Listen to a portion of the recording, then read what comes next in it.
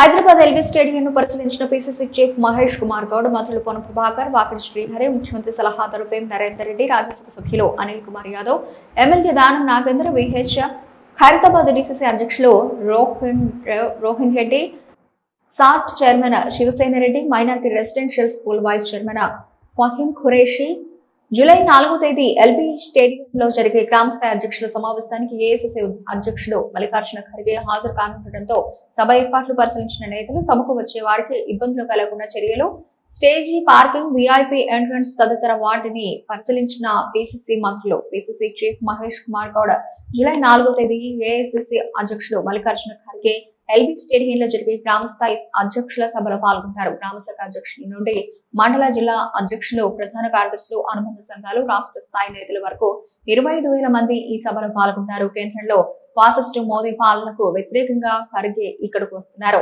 నిన్న అమిత్ షా ఇక్కడ మాట్లాడుతున్నారు. మీరు పాకిస్తాన్ తో యుద్ధం చేసి ట్రంప్ చెప్తే మధ్యలో ఆపేశారు.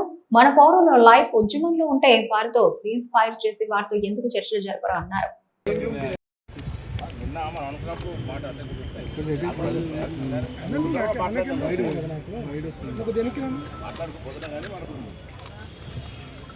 ఇప్పుడు ఎవరున్నారు ఇక్కడ పనిచేస్తున్న ఎవరు ఉన్నారమ్మా? కన్సల్ట్ ఎవరు?